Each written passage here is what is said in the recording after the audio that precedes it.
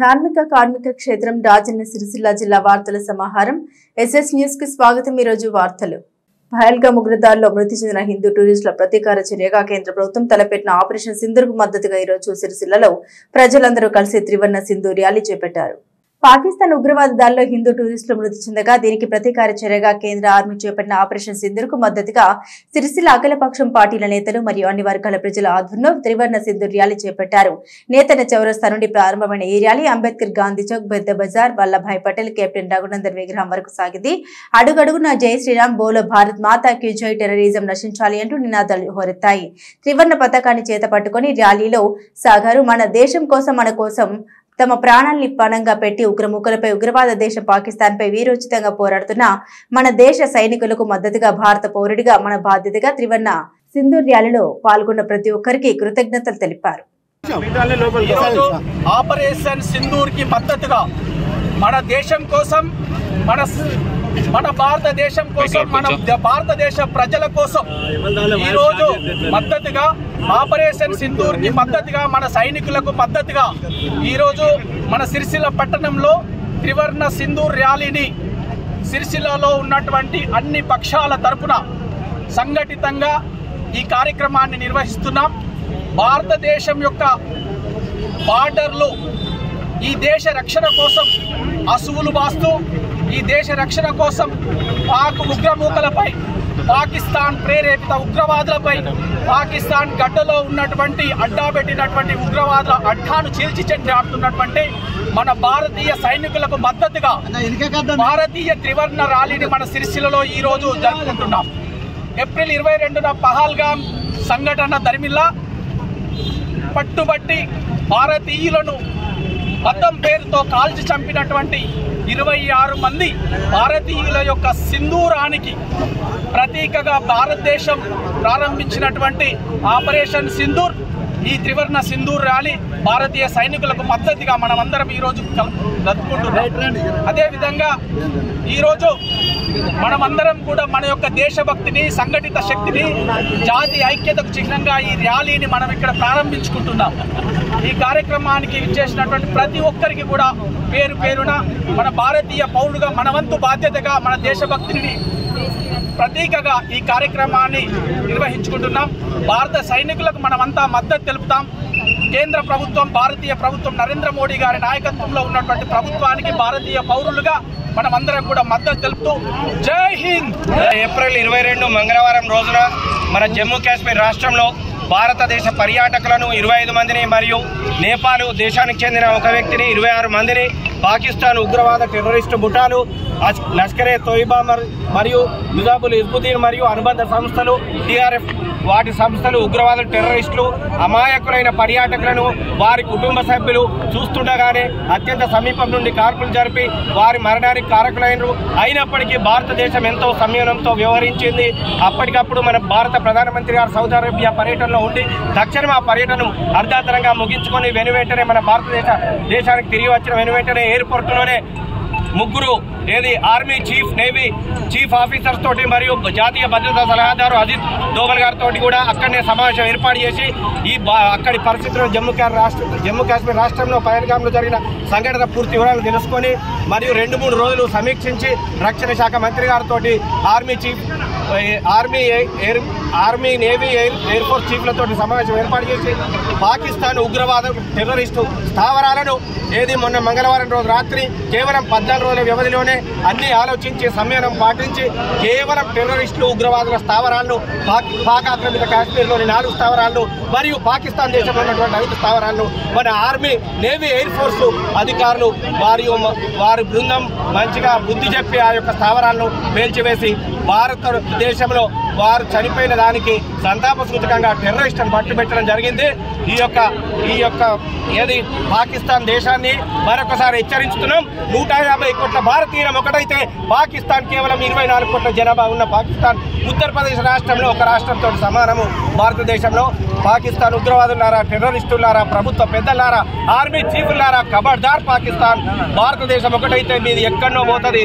అలాగే భారత ప్రభుత్వానికి మరియు సిరిసిల్ల రాజన్న సిరిసిల్ల జిల్లా ప్రజలు ముక్త కంఠంతో ఏకతాటిపైకి వచ్చి వారి దేశభక్తిని చాటి భారత ఆర్మీ, నేవీ, ఎయిర్ ఫోర్స్ కు ఈ రోజు రాజన్న సిరిసిల్ల జిల్లాలో ఉన్నటువంటి 6,14,000 మంది జనాభా ఏకతాటిపైకి వచ్చి ఈ తిరంగ ర్యాలీని దేశ సర్వభౌమ అధికారాన్ని నిలబెట్టేందుకు ఏక నిశ్చయంతో ఏకమై ఈ రోజు నేతన్న విగ్రహం నుండి గాంధీ చౌక్ మీదుగా పెద్ద బజార్ మీదుగా మళ్ళీ నేతన్న విగ్రహానికి చేరుకొని జై హింద్. భారతదేశంపై పాకిస్తాన్ కవింపు చర్యలు, టెర్రరిస్ట్ చర్యలు గతంలో సర్వసాధారణం కావచ్చు. కానీ ఇవాళ భారతదేశం నయా భారతదేశంగా మారింది. పహల్గామ్ ఘటనలో ఏ విధంగా అయితే టూరిస్టుల మీద మీరు దాడి చేసి గతంలో లాగా కవింపు చర్యలు చేస్తే చూస్తూ ఊరుకోవడానికి ఇది భారతదేశం, పాత భారతదేశం కాదు.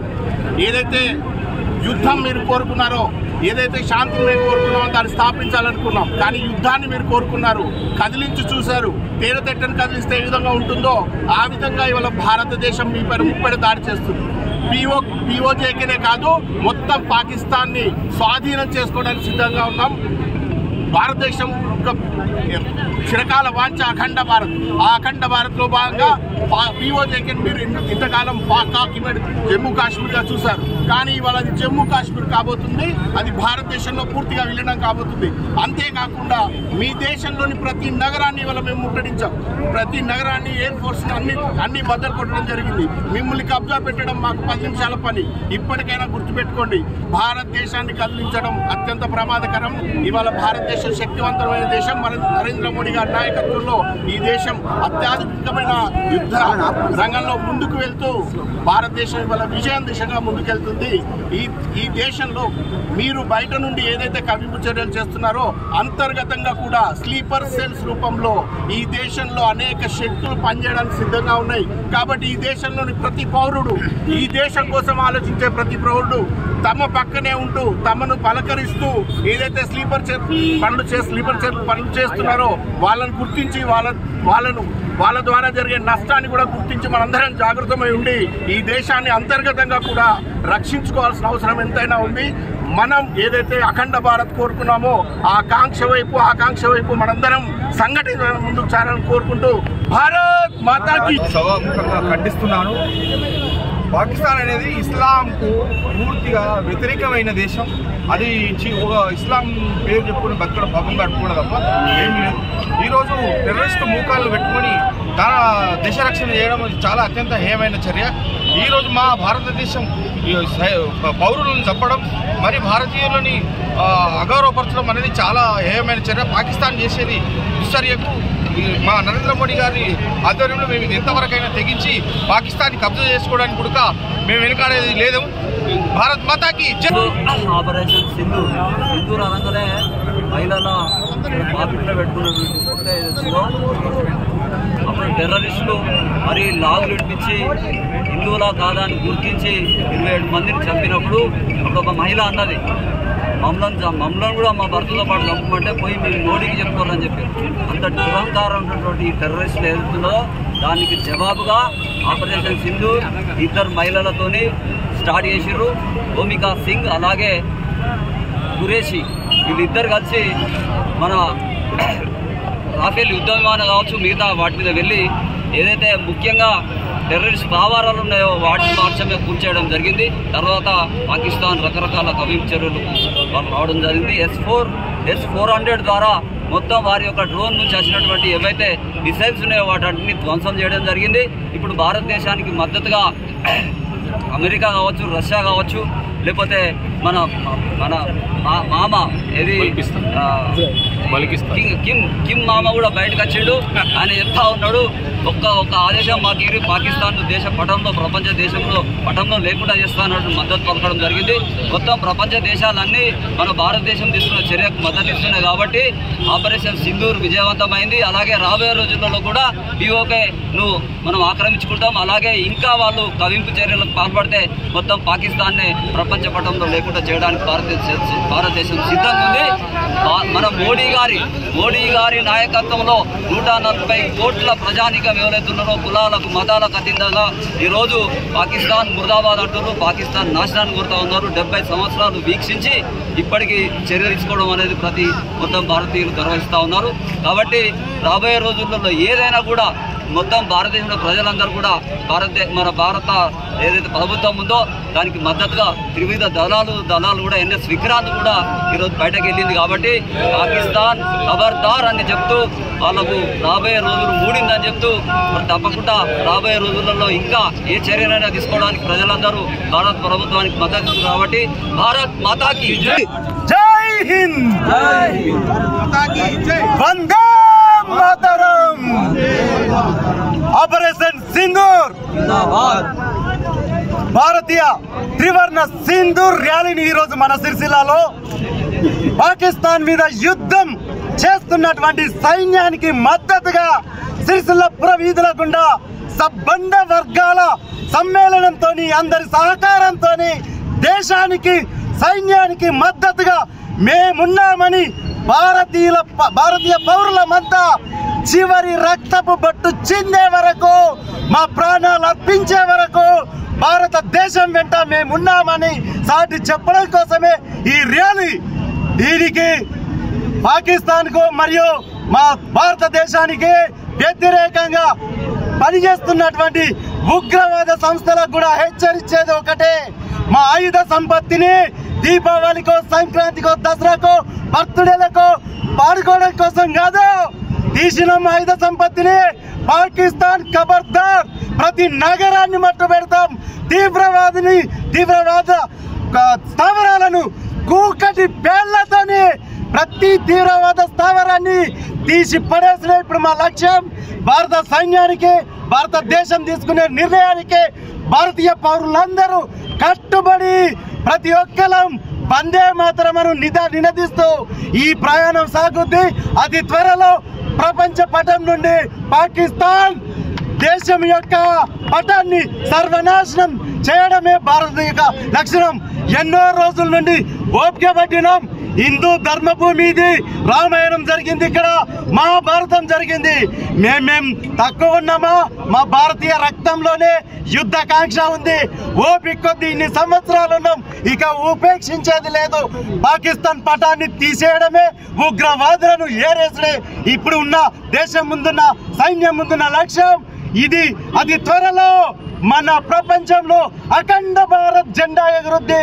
ప్రతి ఒక్కరం దానికి సంసిద్ధమై ఈ భారతదేశం తీసుకునే ప్రతి నిర్ణయానికి పౌరులమంతా వెన్నట్టి ఉండాలని తెలియజేసుకుంటూ మరొక్కసారి మద్దతు ఇస్తూ మా సిరిసిల్ల ప్రజలమంతా వెన్నంటి ఉంటామని సైన్యానికి, దేశానికి తెలియజేస్తూ ఇక్కడికి విచ్చేసిన ప్రతి ఒక్కరికి ధన్యవాదాలు తెలుసుకుంటూ బిగ్ టీవీ మరియు మెడికవర్ ఆసుపత్రి కరీంనగర్ వారి ఆధ్వర్యంలో సిరిసిల్ల ప్రెస్ క్లబ్ లో ఉచితంగా వైద్య శిబిరం నిర్వహించారు. సుమారు 100 మంది వైద్య పరీక్షలు చేయించుకున్నారు.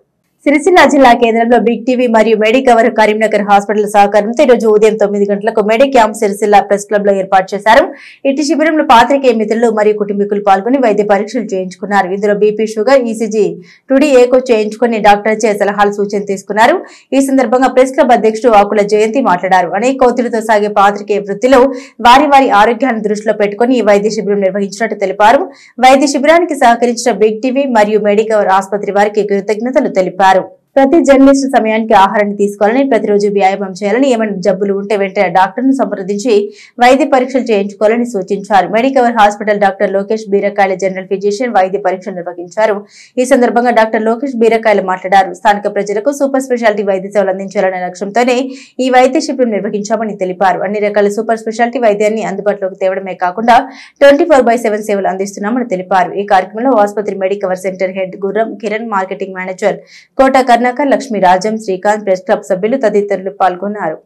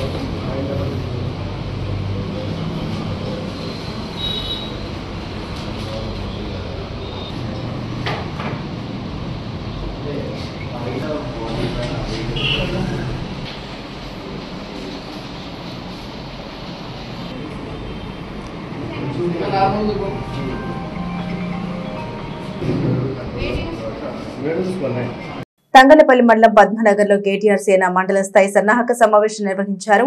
ఈ సమావేశానికి రాష్ట్ర అధ్యక్షుడు మెంగాని మనోహర్ హాజరయ్యారు. తంగలపల్లి మండలం పద్మనగర్ గ్రామంలో కేటీఆర్ సేన నూతనంగా ఎన్నికైన మండల అధ్యక్షుడు నందగిరి భాస్కర్ ఆధ్వర్యంలో సమావేశం నిర్వహించారు.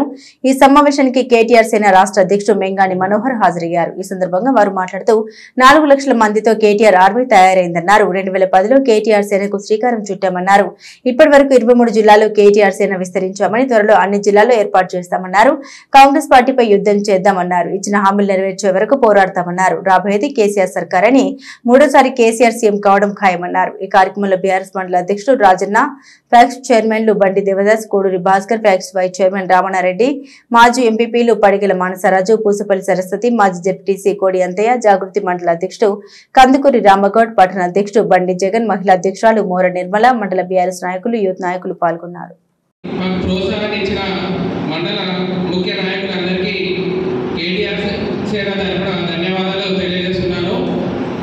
మరియు కాంగ్రెస్ పార్టీ ఏదైతే అవలంబిస్తుందో, మన కాంగ్రెస్ పార్టీ ఇప్పుడు అవలంబిస్తున్న వ్యతిరేక చర్యలు అవన్నీ మేము ప్రతి గ్రామాన తీసుకెళ్ళి ప్రతి ఒక్కరి నుండి బలోపేతం చేసి మేము దాన్ని ఒక ఉద్యమంగా తీసుకెళ్ళి కేటీఆర్ సేన తరఫున మేము పూర్తిగా విస్తరించి దాన్ని ప్రజలలో ఎండగడతాము. మాకు వీటి అవకాశాన్ని ఇచ్చిన మెంగాని మనోహర్ అన్న గారికి మరియు మాకు ప్రోత్సాహాన్ని ఇచ్చిన మండల ముఖ్య నాయకులందరికీ మాకు ప్రత్యేక ధన్యవాదాలు తెలుపుతూ, మేము రాబోయే రోజులలో కేటీఆర్ సేనని గ్రామాల బలోపేతం చేసి ఒక 3 మండల కేంద్రంలో కూడా ఘనంగా కార్యక్రమం ముందు రానున్న రోజుల్లో ఏర్పాటు చేసుకున్నాము. ప్రతి ఒక్క యువ కార్యకర్తను వెంటదంటే ఇప్పుడు ఈ గవర్నమెంట్, ఈ ప్రభుత్వం వచ్చినాక యువతకు అన్యాయం చేసింది. అలాగే రైతుకు 15,000 రూపాయలు రైతు బంధు ఇస్తానని మోసం చేసింది. రైతు నుండి వచ్చే రైతు ఇప్పుడు అమ్మే ధాన్యాన్ని కూడా ఈ ప్రభుత్వం అమ్ముకోవడానికి సహకరించలేదు. అలాగే ఇప్పుడు యువత చాలా ఇబ్బంది పడుతుంది. మనం ముందడు ఉండాలని చెప్పి కోరుతా ఉన్నాను. ముఖ్యంగా గత ఉద్యమ కాలంలో బీఆర్ఎస్ పార్టీకి యూత్ పూర్తి స్థాయిలో వెన్నట్టు ఉంది, ఇప్పుడు కూడా ఉంది. కానీ ఎక్కడైతే నిరుత్సాహంగా ఉన్నటువంటి యువతను ఏదైతే ఉందో ఉత్సాహ మార్గంతో నింపి ఈరోజు మళ్ళా ఒక మంచి ఆర్మీలాగా పనిచేస్తూ అధికార పార్టీ పైన యుద్ధం చేసేటువంటి దిశగా కేటీఆర్ సేన పనిచేయాలని చెప్పేసి కూడా కోరుతా ఉన్నాను.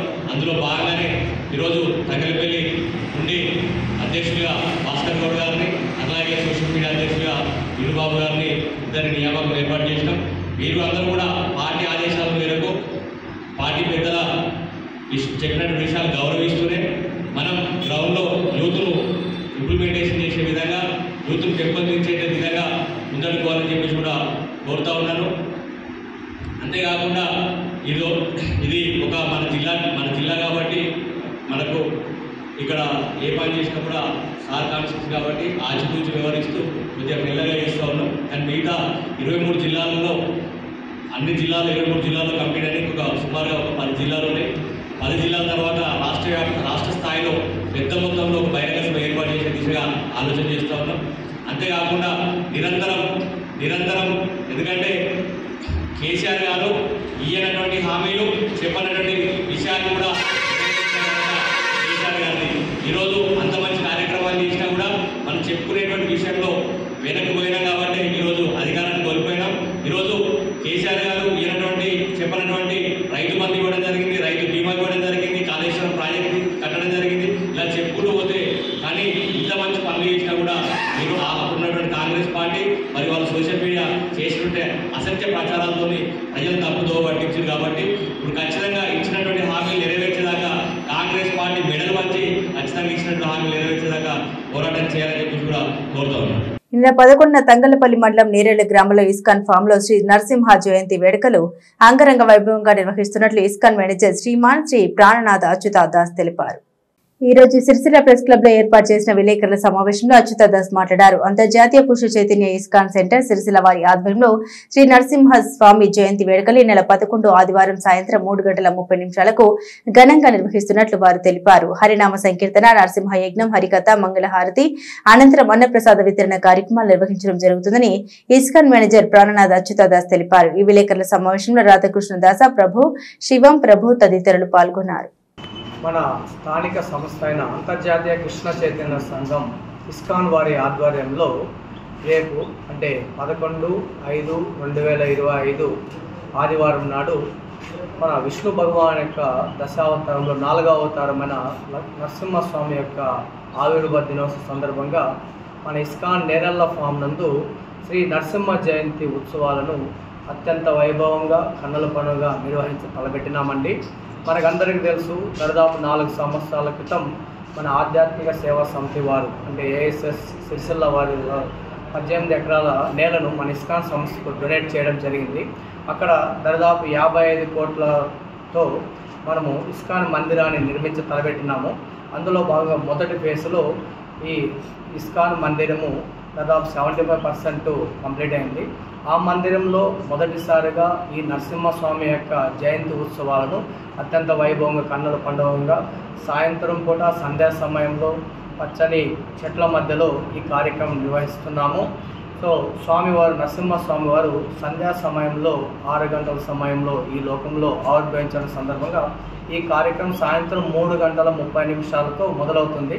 మొదటగా 3:30 ఈ యుగ ధర్మం మన కలియుగ ధర్మం మన హరినామ సంకీర్తనతో మొదలవుతుంది.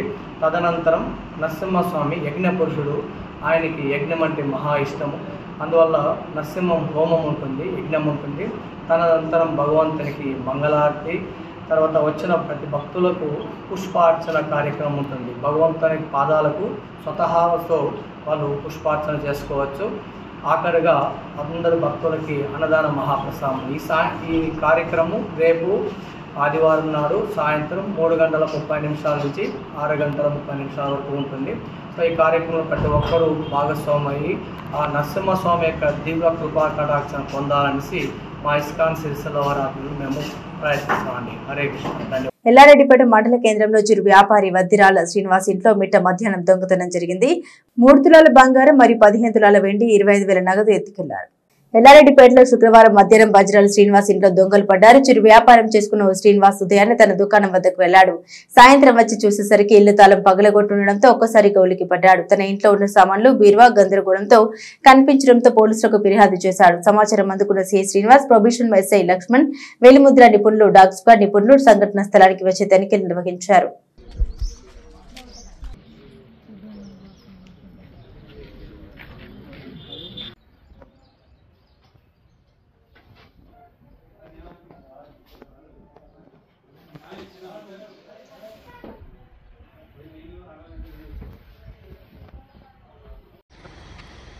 నిన్న 9వ తారీఖు 5వ నెల 2025 రోజున పొద్దున 9:30-10 గంటల ప్రాంతంలో మేము మా ఇంటి నుంచి తాళం పెట్టి మా షాప్కి వెళ్ళిపోయాం. మళ్ళీ మేము తిరిగి 3:30 ప్రాంతంలో లంచ్ టైంకు ఇంటికి రాగానే చూడగా ఇల్లు తాళం చేయి లేకుండా తాళం పగలగొట్టి ఉన్నది. మా డోరు సైడ్ డోర్ తీసి చూస్తే బీరువాలో ఉన్న వస్తువులన్నీ బెడ్ మీద పడి ఉన్నాయి. అప్పుడే నేను పోలీస్ కంప్లైంట్ చేసిన తర్వాత వెంటనే పోలీసు వాళ్ళు వచ్చారు. వచ్చి ఎస్ఐ గారు, సిఐ గారు వచ్చి చూసి ఆ ఫింగర్ ప్రింట్ వాళ్ళు, డాగ్ స్క్వాడ్ వాళ్ళందరూ వచ్చి చూశారు. 3:30 నుంచి 6 గంటల దాకా మొత్తం చెక్ చేసుకొని నాతోని కంప్లైంట్ తీసుకున్నారు. కంప్లైంట్ తీసుకొని పిటిషన్ ఇచ్చాను. 3 తులాల బంగారం వరకు పోయింది, ఒక 15 తులాల వెండి పోయింది, 25,000 నగదు క్యాష్ పోయింది. మిట్ట మధ్యాహ్నమే చేయడం మాకు కూడా చాలా ఆశ్చర్యంగా కలిగించింది. మేము అసలు చాలా బాధాకరం అనిపించింది. మేము కూడా అసలు యాక్సెప్ట్ చేయలేదు. ఇంత మిట్ట మధ్యాహ్నమే ఎవరు లేని టైంలో సరే ఓ రాత్రి వేళ చేసిరని అనుకుంటే సరే మాది పొరపాటు అనుకుంటాం.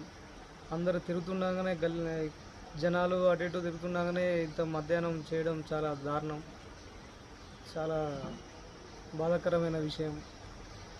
రాష్ట్ర ప్రభుత్వం సిరిసిల్ల నేత కార్మికులను దృష్టిలో పెట్టుకుని చీరల ఆర్డర్లు ఇస్తుండగా కూలీ పెంచాలని వార్పిన్ కార్మికులు చేపట్టిన నిరవధిక సమ్మె 6వ రోజుకు చేరుకుంది.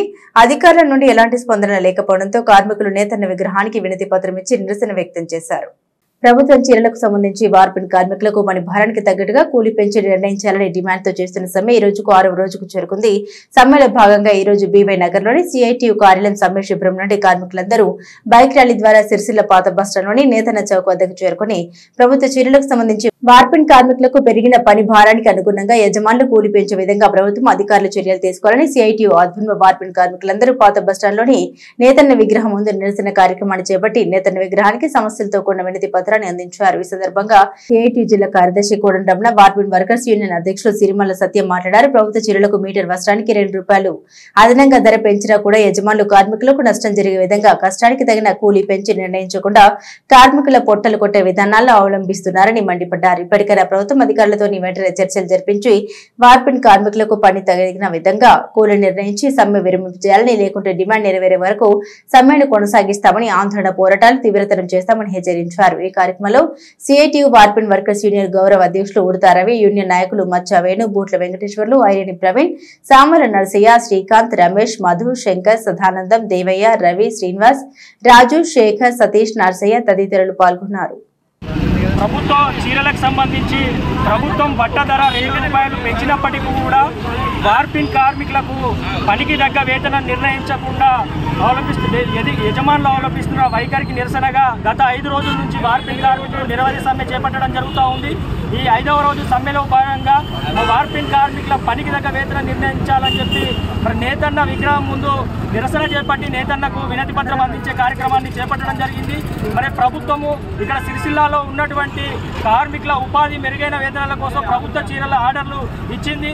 మరి అటు చీరల ఆర్డర్లకు సంబంధించి కార్మికులకు మెరుగైన వేతనాలు అందించాలనే ఉద్దేశంతో మరి వారం రోజుల పాటు సమ్మె సందర్భంగా ప్రభుత్వము బట్ట రేటు ₹2 పెంచినప్పటికీ కూడా ఇక్కడ ఉన్నటువంటి యజమానులు పవర్లో అనుబంధంగా ఉన్నటువంటి వార్పిన్ కార్మికులకు మరి పనిభారం పెరిగింది. ఆ పనిభారానికి తగ్గట్టుగా మరి కూలీ పెంచాలని అడిగిన సందర్భంగా మరి కార్మికులకు మరి శ్రమను గుర్తించకుండా కూలీ పెంచే పరిస్థితి లేదని చెప్పినటువంటి పరిస్థితుల్లో మరి ఈరోజు తప్పని పరిస్థితుల్లో సమ్మని చేపట్టడం జరిగింది. 5 రోజుల నుంచి ఇప్పటికీ 5 రోజులు అవుతున్నా కూడా ఇక్కడ ఉన్నటువంటి యజమానులు మరి కార్మికుల పట్ల నిర్లక్ష్యంగా వేస్తున్నారు. ఇప్పటికీ చర్చలు వెళ్ళినటువంటి పరిస్థితి ఉంది. మరి ఈ వార్పిన్ కార్మికులు పని చేస్తేనే ఇక్కడ సిరిసిల్లాలో పవర్ లూమ్స్ అన్ని కూడా నడిచే పరిస్థితి అయినప్పటికీ కూడా యజమానులు ఇప్పటికైనా మొండి వైఖరి విడనాడాలని చెప్పి మేము డిమాండ్ చేస్తూ ఉన్నాము. వార్పిన్ కార్మికులకు పనికి తగ్గ కూలీని వెంటనే పెంచాలని డిమాండ్ చేస్తూ ఉన్నాము. అదేవిధంగా ఇక్కడ అధికారులు చూసుకున్నట్లయితే మరి బట్ట రేటు ప్రభుత్వ చీరలు సంబంధించి యజమానుల మీద కూలీ నిర్ణయం విడిచిపెట్టడం సరైన పద్ధతి కాదు. దీనివల్ల కార్మికులకు నష్టం జరిగే అవకాశం ఉందని ఇప్పటికే చెప్పినప్పటికీ కూడా అధికారులు అదే విధమైనటువంటి వైఖరి అవలంబిస్తున్నటువంటి పరిస్థితి ఉంది. కాబట్టి ప్రభుత్వ చీరలకు ప్రభుత్వం జోక్యం చేసుకుని వెంటనే ఇక్కడ ఉన్నటువంటి చేనేత జౌళి శాఖ కమిషనర్ గారు వెంటనే వార్పిన్ కార్మికుల యొక్క పనికి తగ్గట్టు కూలీ నిర్ణయించి కార్మికులు చేస్తున్నటువంటి సమ్మెను విరమింపజేయాలి. లేకుంటే కనుక కార్మికులకు కూలీ పెంచేంత వరకు కూడా ఈ నిరోధక సమ్మె కొనసాగుతుంది. రాబోయే రోజుల్లో అవసరమైతే పెద్ద ఎత్తున మరి ఈ సమ్మెను ఉధృతం చేసైనా సరే వార్పిన్ కార్మికుల కూలీ పెంచేదాకా కూడా మేమందరం పోరాటం చేస్తామని చెప్పి సందర్భంగా మేము డిమాండ్ చేస్తా ఉన్నాం. ఈరోజు వార్పిన్ కార్మికులు అందరూ కలిసి నేతలకు వినపత్రం ఇవ్వడం జరిగింది. మేము అడిగేది కొత్త ముక్కు వరకలు కాదు. గత సంవత్సరం ఏ రకంగా అయితే బతుకమ్మ చీరలు వచ్చినాయో దానికి అనుకూలంగా వేతనాలు ఇస్తామని కాంగ్రెస్ గవర్నమెంట్ చెప్పింది. అధికారులు చెప్పింది ఒకటే మాట, గతంలో వచ్చిన దానికన్నా వేతనం తక్కువ లేకుండా ఇస్తామని చెప్పారు. యజమానులు ఏమంటారంటే గత కూలి ఇస్తామని ఏమని గవర్నమెంట్ చెప్పిందని చెప్తున్నారు. వేతనానికి కూలి చాలా ఫరక్ ఉన్నది గమనించాలి. వేతనం తగ్గ కూలి ఇస్తామని ప్రభుత్వం చెబుతూ ఉంటే యజమానులు మాత్రం అదే కూలి ఏమైనా తప్పుదా పట్టిస్తున్నారు. మాకు ఇందులో పనిభారం పెరిగింది. పనిభారం తగ్గట్టు ఎంత తేడా అవుతుందో ఎంత కూలి పెంచుకోవడం తప్పించి ఎక్కువ అడుగుతలేము. మేము దీన్ని గమనించకుండా మాకేదో ఎక్కువ పోతుంది, మేము ఎక్కువ ఇస్తున్నాం లెక్కల మనం బదనం చేసి ఇలా ప్రభుత్వం ముంగడ మనం దూషణ చేసే ప్రయత్నం చేస్తున్నారు యజమానులు. ఈ ప్రతి ఒక్క రాజకీయ నాయకుడు కానీ ఉన్న ప్రజలు కానీ అందరూ గమనించాలి. అడిగింది ఏంటి, గత నెలలో మేము సమ్మె చేసినాం. మే నెల ఏప్రిల్ వేస్తే ఏమన్నారు, జౌళి శాఖ అధికారులు వచ్చి ఒక 15 రోజులు మీరు ఆగురి, 15 రోజులు అయినాక మీకు ఎంత కష్టం అవుతుంది, గత చీరల కన్నా ఈ చీరలకు ఎంత తేడా అవుతుంది, మీకు దాన్ని బట్టి మీకు కూలి పెంచిస్తాము, తగ్గకుండా ఇస్తామని చెప్పిన అధికారులు ఇప్పుడు ఏమంటున్నారు అంటే మీకు పెంచే రూల్ మాకు లేదు, ఒక యజమానికి పంట రేటు పెంచడం, అలా ఆసామికి వర్కర్కి పెంచినప్పుడు వార్పిడి కార్మికులకు పెంచింది మన రూల్ లేదు కాబట్టి మీరు యజమానులతో మాట్లాడుకోవాలి. యజమానులు పంట రేటు పెంచినందుకు వాళ్ళే ఇవ్వాలని మీకు వాళ్ళు అడిగారు, చెప్పినందుకు మీ యజమానులు కడితే వాళ్ళు ఏమంటారు, మాకు పంట రేటు దిగింది కాబట్టి మీకు ఇవ్వలేము, మేము గతంలో ఎంత కూలి ఉంది గజ కూలి అని చెప్తాం. గతంలో దీనికి తేడా చూడండి, ఎంత తేడా అయితే మా పనికి అంత మటుకు అడిగలేము, కానీ గొంతం కోరికలు కాబట్టి ఎంత తేడా ఎక్కువ కూడా అయితే లేదు.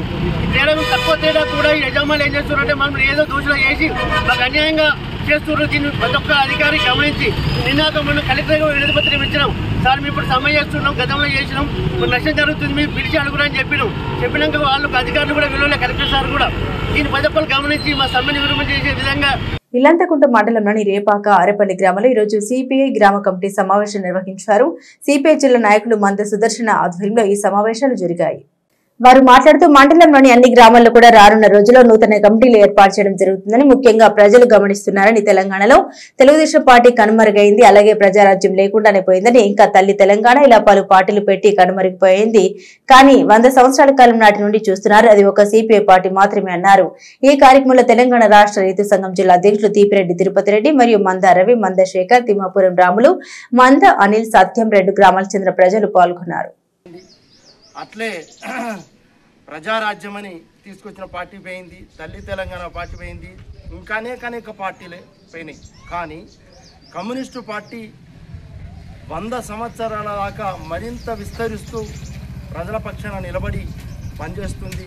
ప్రజా సమస్యల పరిష్కారం దిశగా అనేక పోరాటాలు చేస్తూ మొత్తం గ్రామీణ ప్రాంతాలతో పాటు పట్టణ ప్రాంతాల్లో ఎక్కడ సమస్యలు ఉంటే, ప్రజా సమస్యలు ఉంటే అక్కడ కమ్యూనిస్టు పార్టీ ప్రజల పక్షాన నిలబడి పనిచేస్తుందని చెప్పి సందర్భంగా మనం అర్థం చేసుకోవాలి. అందుకని మరింత ఈ పార్టీని బలోపేతం చేసే దిశగా మొత్తం రాజన్న సిరిసిల్ల జిల్లా వ్యాప్తంగా అన్ని గ్రామాల్లో మరి గ్రామ కమిటీలు, గ్రామ సభలు జరుగుతున్నాయి. అందులో భాగంగానే ఈరోజు ఇక్కడ జరపడం జరిగింది. అయితే ప్రభుత్వాలు ఇచ్చిన మాట నిలబెట్టుకోకుండా ఎన్నికలప్పుడు ఒక మాట, ఎన్నికల తర్వాత మరొక మాట, ఈ రకంగా దాటవేస్తూ ప్రజల్ని దగా చేస్తున్నాయి. ఈ దగాకోరు ప్రభుత్వాల తీరుతెన్నులు ఖచ్చితంగా అర్థం చేసుకోవాలి. అందుకని పోరాడంది ఏ సమస్య పరిష్కారం కాదు, ఇలా పోరాడితేనే ఏ సమస్యకైనా పరిష్కారం దొరుకుతుందనేది మనం అర్థం చేసుకోవాల్సిన అవసరం ఉంది. ఇలా ఉపాధి హామీ కార్మికులు ఇలా ఉపాధి హామీ చట్టం వచ్చింది అనంటే అది కమ్యూనిస్టు పార్టీ పోరాటం ద్వారానే 2005లో ఆ యొక్క చట్టం వచ్చింది. ఆ చట్టం కారణంగానే ఇలా ఉపాధి హామీ పని అనేది ఇక్కడ దొరుకుతుంది. అందుకని ప్రతి దానికి కూడా పోరాటం లేకుండా మనకు పని లేదు. భద్రత అనేది భద్రత కోసం, పని దినాల పెంపు కోసం కూడా మనం పోరాడాల్సినటువంటి అవసరం ఉన్నది.